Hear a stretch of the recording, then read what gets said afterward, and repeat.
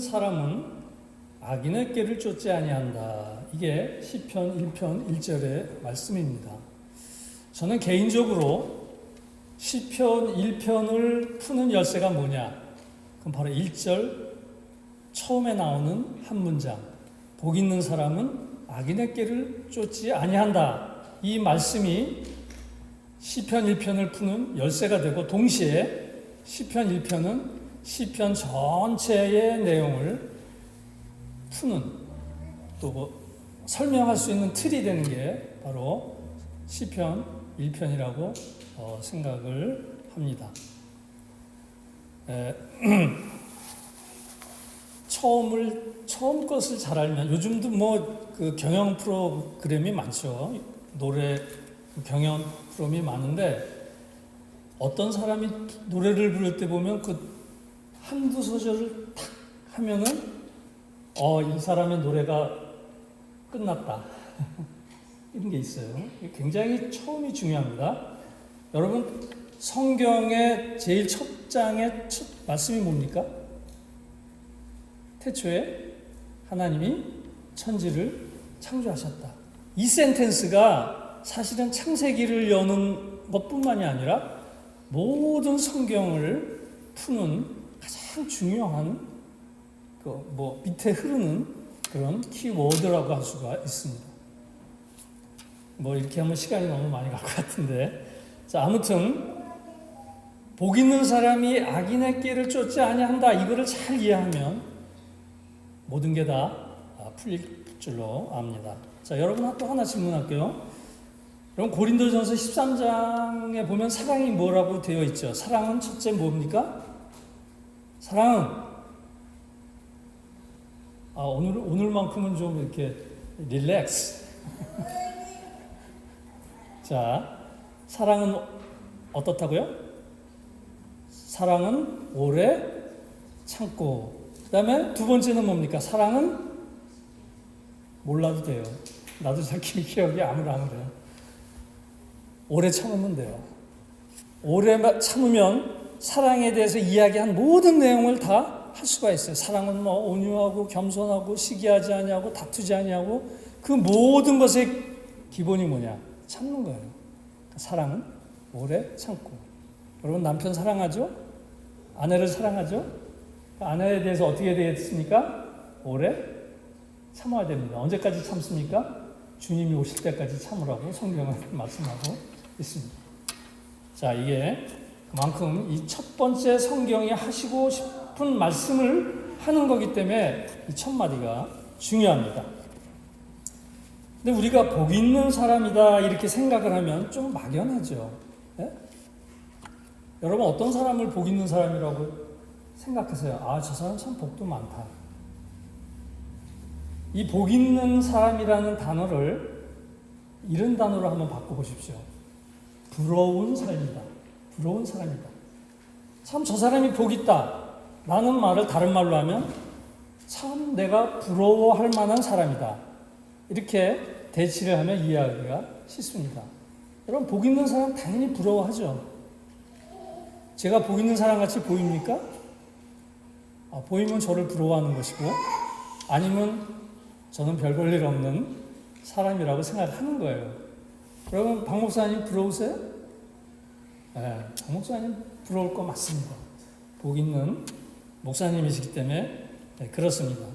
자, 그렇다면 이 시편 1편은 누가 쓴 겁니까? 다윗이 썼습니다. 보통 시편의 내용들은 다윗이 이제 인생을 살 만큼 살고, 아마 저만큼 살았을런지도 몰라요. 이제 인생을 다 살아놓고 보면서 회고하면서 쓴 게 대부분 시편에 나와 있는 다윗의 시편입니다. 아들한테 쫓겨서 막 도망가면서 시를 쓸 수는 없죠. 다 모든 것이 평정이 되고 세월이 흐른 다음에 그 시절을 생각하면서 그때는 몰랐는데 이게 다 하나님의 역사였구나 하는 것을 생각하면서 진 게 시편이고, 우리가 잘 아는 그 시편 23편도 그렇고 다 그렇습니다.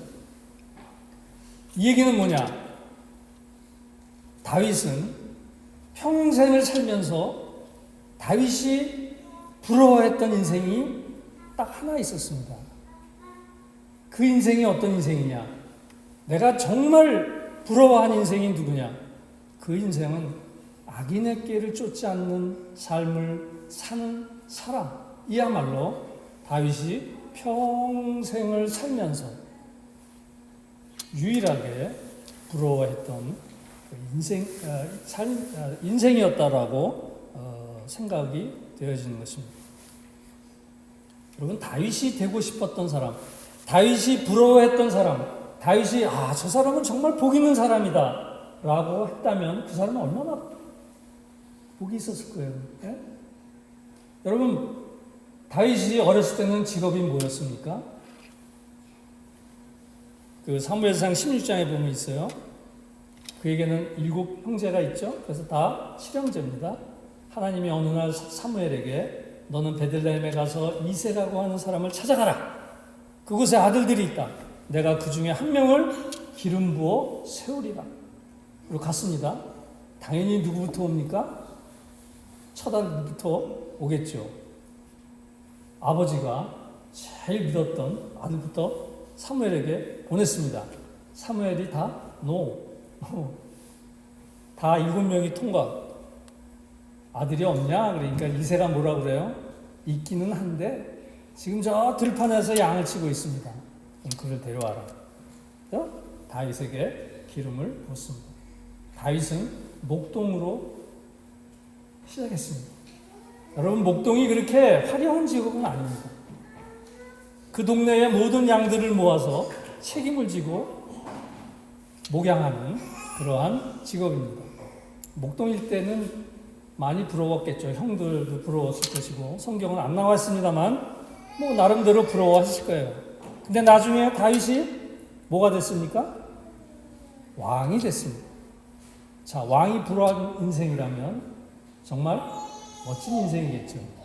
다윗은 왕이 됐으면서도 부러워했던 그 인생이 있었습니다. 여러분, 왕이 되면 부족한 게 뭐가 있어요? 부러울 게 뭐가 있어요? 아내도 마음만 먹으면 여럿을 거느릴 수가 있습니다. 말 한마디로 사람의 생명이 왔다 갔다 합니다. 그런데 다윗은 정말 부러워하고 흠모하고 정말 그가 생각하는 복된 인생이 있었다고 하는 사실입니다.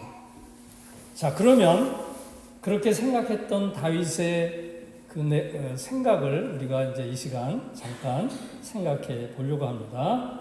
자, 한번 따라서 해봅시다. 복 있는 사람은 악인의 꾀를 따르지 아니한다. 네, 그 다음에 오와 해서 연결이 되는데, 여러분, 이 말씀을 당연한 것 같죠? 네? 악한 사람의 꾀를 쫓지 않는 거, 이건 너무나 당연하죠. 누가 봐도 저 사람은 악한 사람이야. 누가 봐도 저 사람은 사악한 사람이야. 저 사람에게는 진리가 나올 수 없는 사람이야. 라는 사람이 하는 꾀, 여기서 꾀는 뭡니까? advice 또는 counsel이라는 말이에요. 그런 사람이 하는 말을 들을 사람이 있습니까? 네? 혹시 여러분 중에 남들이 다 말하는 저 악한 사람, 저 사람은 분명히 악한 사람이야. 근데 그 사람이 하는 말을 들을 사람은 없을 거예요. 그런데 그럼 이 말이 뭔가? 악인의 꾀를 쫓지 아니한다는 말이 뭘까? 조금 전에도 말씀을 드렸습니다만 이 꾀라는 게 뭡니까? 꾀. 우리는 꾀 그러면 간사하게 이렇게 얘기하는 것 같은데 영어 성경에 보면 어드바이스라고 되어 있어요. 충고예요. 그다음에 카운슬. 상담하는 거죠. 조언을 얘기해 주는 거예요. 자, 나에게 충고를 해주는 사람은 나와 어떤 관계에 있는 사람입니까? 내가 봐도 꼴 보기 싫은 사람이 나에게 충고를 해요. 그럼 듣겠습니까? 수준 미달인 사람이 나하고 상담을 한다고 그래요. 그럼 내가 기꺼이 상담에 응하겠습니까? 아니죠. 그럼 여기서 말하는 악인은 어떤 사람들입니까? 나의 형편을 알아도 너무나 잘 아는 사람. 정말 그 사람이 나를 도와주고 싶어 해요. 그래서 어드바이스를 해요. 정말 나를 상담하고 싶어서 나와 상담을 하길 원해요. 그래서 조언을 주고 싶어 해요. 그러면 여기서 말하는 아기는 나하고 친한 사람일까요? 아닐까요? 굉장히 친한 사람이고 나의 모든 것을 아는 사람이고 나의 약점이 무엇인지도 알고 내가 필요로 하는 게 무엇이라는 것을 너무나 잘 아는 사람들 중에 하나예요. 오늘 성경에도 악인이라고 단수를 쓴 게 아니라 악인들의 꾀를 쫓지 않는다. 내 주위에는 그런 사람들이 많아요. 다윗이 왕이 됐습니다. 왕에게는 많은 모사꾼들이 있습니다. 좋은 의미에서 왕이시요. 이번 전쟁에는 이렇게 해야만 승리합니다. 또 이 사람은 아닙니다. 이런 전략을 가지고 나가셔야 합니다. 라고 어드바이스를 하고 카운슬을 해주는 모사꾼들이 와이즈맨들이 많이 있었어요. 근데 그 많은 사람들 중에 다윗이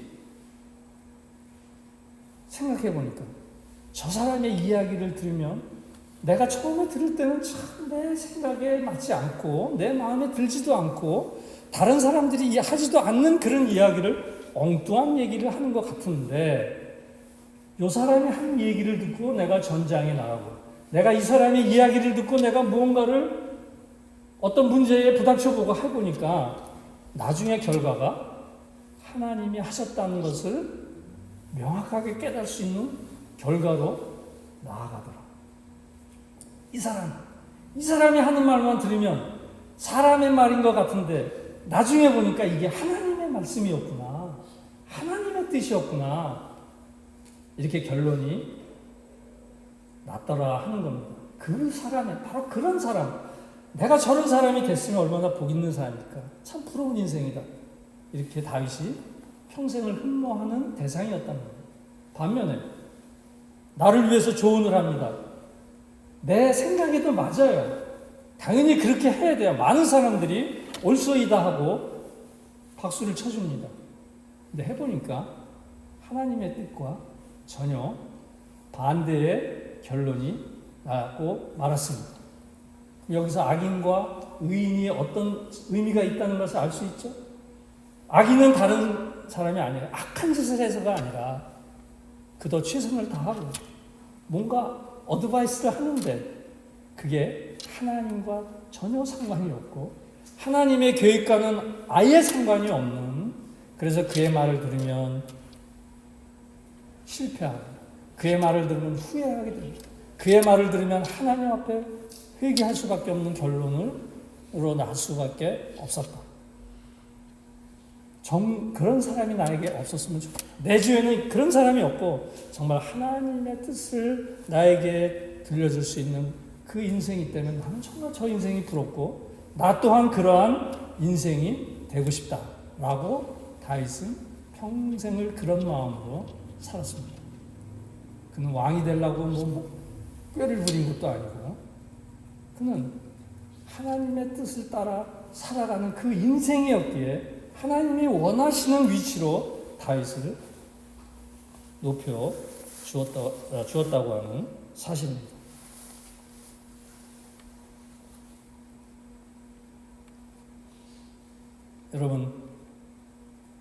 여러분이 정말 부러워할 인생이 아니 내가 내 자신을 놓고 내 삶이 내가 부러워할 만한 인생이 됐으면 좋겠다라고 생각을 해보신 적이 있습니까?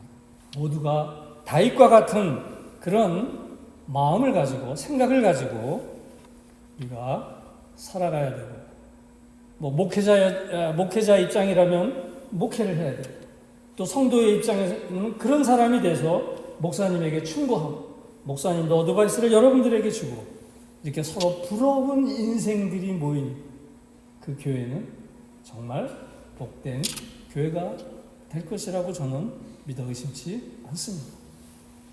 여러분, 저는 개인적으로 다윗이 평생을 살면서 부러워한 사람이 있다면 그는 아마 나단이었을 거예요. 여러분 나단 아시죠? 나단은 선지자였습니다. 이렇게 인간적으로 보면 왕실에서 살고 있는 다윗 왕과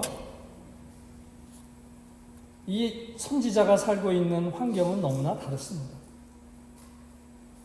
그런데 다윗은 나단이 하는 이야기를 전해 들었을 때 그는 죄도 회개하고 나단이 하라는 대로 하는 그러한 다윗이었던 것입니다. 제가 여러분들과 말씀을 묵상하려고 하는 내용들이 여기까지인데 이거 시간 너무 빨리 끝나는 거 아닙니까? 여러분 2주년을 맞이한 이 밴쿠버 장로교회가 정말 복 있는 교회가 돼서 모든 사람들이 부러워하는 그런 교회가 됐으면 하는 게 저의 바람입니다. 여러분이 여러분 자신을 부러워하고 여러분의 형제를 부러워하고 부러워한다는 게 뭡니까? 내가 돈이 없는데 돈 많은 거? 그게 아니라고 그랬죠? 뭐죠? 그 사람의 어드바이스가 나를 하나님의 세계로 인도하고 그 사람의 어드바이스가 그래서 내가 나타난 그 반응이 하나님의 뜻을 이루는 행위로 드러나는 그런 인생을 살아가게 된다고 하는 사실입니다. 여러분들이 그러한 삶을 살아갈 수 있게 되기를 간절히 주님의 이름으로 축원합니다.